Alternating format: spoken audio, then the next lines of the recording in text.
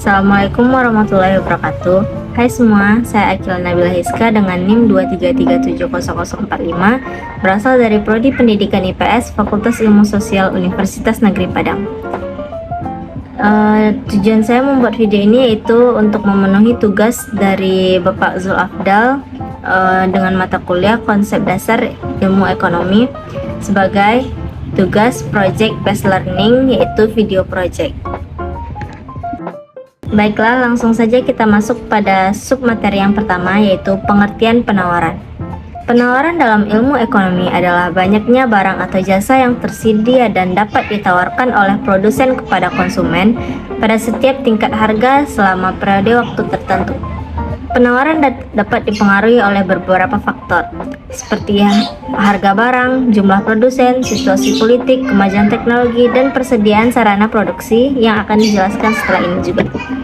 Hukum penawaran menyatakan bahwa semakin tinggi harga barang, maka semakin tinggi pula penawaran yang diberikan oleh produsen kepada pasar. Jenis-jenis penawaran meliputi penawaran perorangan dan penawaran pasar. Fungsi penawaran adalah untuk hubungan antara banyaknya barang atau jasa yang ditawarkan dengan harganya. Selanjutnya, submateri yang kedua yaitu penawaran individu. Penawaran individu adalah pemasok jumlah barang atau jasa pada pasar oleh satu produsen atau penjual pada tingkat harga tertentu. Penawaran individu melibatkan penjual yang menawarkan produk mereka dengan harga tertentu dan dapat diterima oleh konsumen atau pembeli. Beberapa faktor yang mempengaruhi penawaran individu meliputi yang pertama, harga barang. Ekonom menggunakan harga barang sebagai faktor penentu utama penawaran sebuah produsen. Yang kedua, ketersediaan produsen. Sebagai faktor lain seperti ekspektasi penurunan harga di masa depan juga mempengaruhi kesediaan produsen untuk memasok barang. Yang ketiga, kondisi pasar. Kondisi pasar seperti permintaan dan ketersediaan pembeli juga mempengaruhi penawaran individu. Sebagai contohnya, perusahaan yang menghasilkan jilbab dapat memberikan penawaran individu. Yang pertama, pada tingkat harga 30.000 per buah, penjual dapat menawarkan jilbab sebanyak 20 buah. Yang kedua, pada tingkat harga 35.000 per buah, penjual dapat menawarkan jilbab sebanyak 25 buah. Penawaran individu berbeda dari penawaran pasar, yang merupakan total dari semua penawaran individual dari pasar yang pada tingkat harga tertentu. Selanjutnya, submateri yang ketiga yaitu penawaran pasar. Penawaran pasar atau spokan pasar atau market supply adalah jumlah pasokan untuk sebuah barang dari sebuah produsen di pasar selama periode waktu tertentu. Penawaran pasar didapat dari penjumlahan penawaran perorangan suatu barang atau jasa pada berbagai tingkat harga.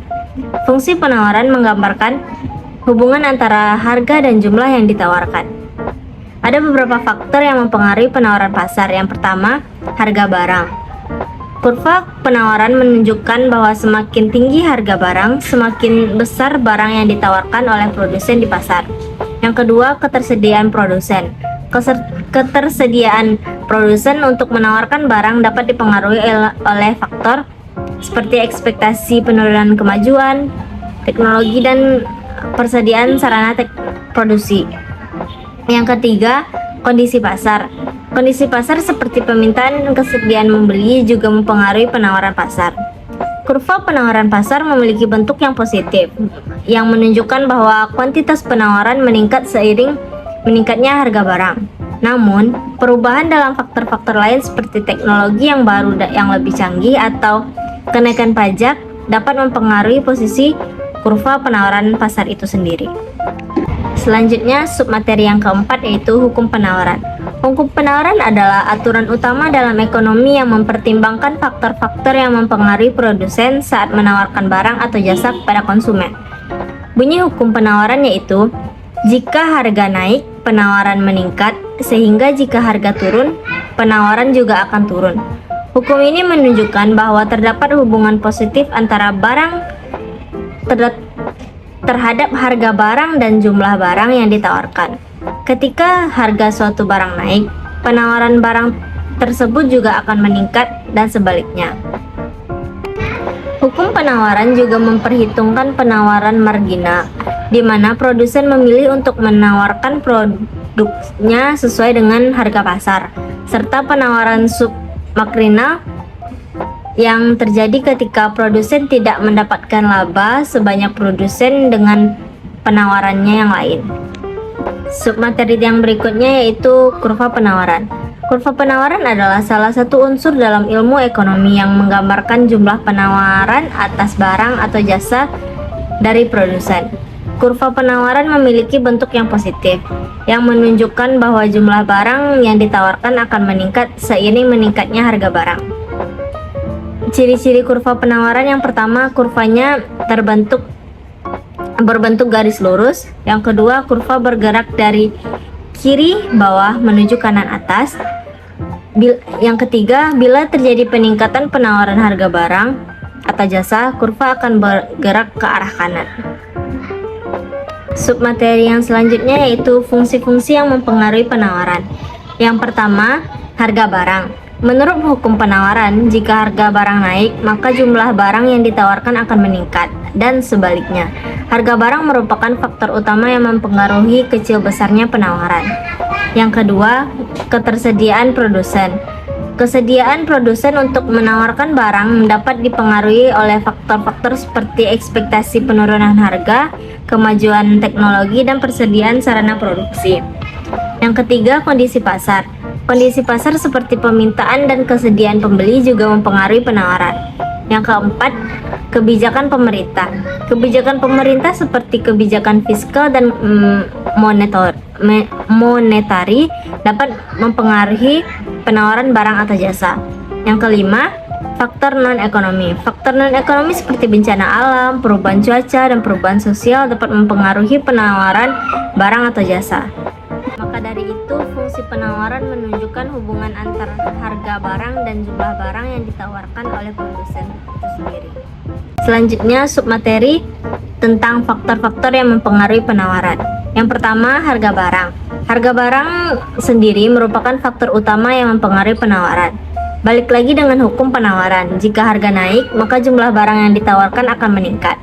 Yang kedua, harga barang lain. Harga barang lain yang terkait juga dapat mempengaruhi penawaran suatu barang atau jasa. Yang ketiga, prediksi harga barang. Prediksi harga barang di masa mendatang dapat mempengaruhi penawaran saat ini. Jika konsumen memperkirakan bahwa harga suatu barang akan naik di masa mendatang, maka cenderung membeli lebih banyak daripada masa sekarang. Yang keempat, biaya produksi. Biaya produksi seperti biaya bahan baku, tenaga kerja, modal juga mempengaruhi penawaran. Jika biaya produksi meningkat, penawaran cenderung berkurang atau sebaliknya. Yang kelima, jumlah produsen. Jumlah produsen yang menawarkan barang atau jasa juga mempengaruhi penawaran. Jika jumlah produsen meningkat, barang yang ditawarkan akan menjadi lebih banyak, dan begitu juga sebaliknya. Yang keenam, persaingan produsen. Persaingan antar produsen juga mempengaruhi penawaran. Persaingan yang ketat dapat mendorong produsen untuk menawarkan lebih banyak barang atau jasa. Yang ketujuh, ketersediaan barang pengganti. Ketersediaan barang pengganti juga dapat mempengaruhi penawaran dari suatu barang atau jasa tersebut. Yang terakhir, faktor alam. Kondisi alam seperti perubahan iklim atau bencana alam juga dapat mempengaruhi penawaran terhadap barang atau jasa itu sendiri. Submateri yang selanjutnya adalah analisis penawaran. Analisis penawaran atau supply analysis adalah suatu proses evaluasi yang dilakukan terhadap aspek-aspek yang berkaitan dengan penawaran suatu barang atau jasa di pasar. Tujuan dari analisis penawaran yaitu untuk memahami secara mendalam tentang apa yang ditawarkan oleh pihak tertentu, termasuk harga, kualitas, syarat, dan ketentuan lainnya. Secara umum, ada langkah-langkah yang dilibatkan dalam analisis penawaran, yaitu yang pertama, identifikasi kebutuhan, yang kedua, pengumpulan penawaran, yang ketiga, peninjauan dokumen penawaran, yang keempat, evaluasi harga, yang kelima, evaluasi kualitas, yang keenam, evaluasi syarat dan ketentuan, yang ketujuh, evaluasi kendala dan reputasi penyedia, yang terakhir adalah negosiasi dan kontrak.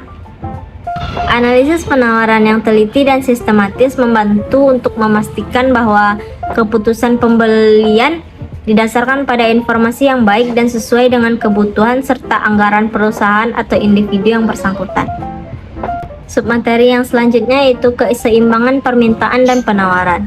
Keseimbangan permintaan dan penawaran adalah kondisi di mana jumlah barang atau jasa yang diminta sama dengan jumlah barang atau jasa yang ditawarkan di pasar pada tingkat harga tertentu. Keseimbangan ini terjadi ketika kurva permintaan dan kurva penawaran bertemu pada titik yang sama. Pada titik ini, harga barang atau jasa akan mencapai harga keseimbangan atau harga equilibrium. Faktor-faktor yang mempengaruhi keseimbangan permintaan dan penawaran meliputi harga barang, biaya produksi, jumlah produksi, persaingan produsen, ketersediaan barang pengganti, dan faktor alam. Jika terjadi perubahan pada faktor-faktor ini, maka kurva permintaan dan kurva penawaran akan bergeser, sehingga harga keseimbangan dan jumlah barang atau jasa yang ditawarkan akan berubah. Analisis keseimbangan permintaan dan penawaran penting dalam ekonomi karena dapat membantu produsen dan konsumen untuk memahami kondisi pasar dan menentukan harga yang tepat untuk barang atau jasa yang ditawarkan. Dalam akuntansi, fungsi penawaran dan permintaan juga penting karena dapat membantu perusahaan dalam menentukan harga jual yang tepat untuk produk mereka itu sendiri. Kesimpulannya itu, penawaran adalah banyaknya barang atau jasa yang tersedia dan dapat ditawarkan oleh produsen kepada konsumen pada setiap tingkat harga selama periode waktu tertentu. Penawaran individu adalah barang atau jasa yang ditawarkan oleh satu produsen atau penjual pada tingkat harga tertentu. Faktor-faktor yang mempengaruhi penawaran meliputi harga barang, ketersediaan produsen, kondisi pasar, kebijakan pemerintah, dan faktor non-ekonomi seperti bencana alam. Hukum penawaran menyatakan bahwa jika harga barang naik, penawaran juga akan naik. Keseimbangan permintaan penawaran terjadi ketika jumlah barang atau jasa yang diminta sama dengan jumlah barang atau jasa yang ditawarkan di pasar pada tingkat harga tertentu. Analisis keseimbangan permintaan penawaran penting dalam ekonomi karena dapat membantu produsen dan konsumen untuk memahami kondisi pasar dan menentukan harga yang tepat untuk barang atau jasa yang akan ditawarkan. Mungkin hanya sekian yang dapat saya sampaikan. Apabila ada kesalahan mohon dimaafkan karena kesempurnaan datang dari Allah dan kesalahan datangnya dari manusia. Sekian, terima kasih. Assalamualaikum warahmatullahi wabarakatuh.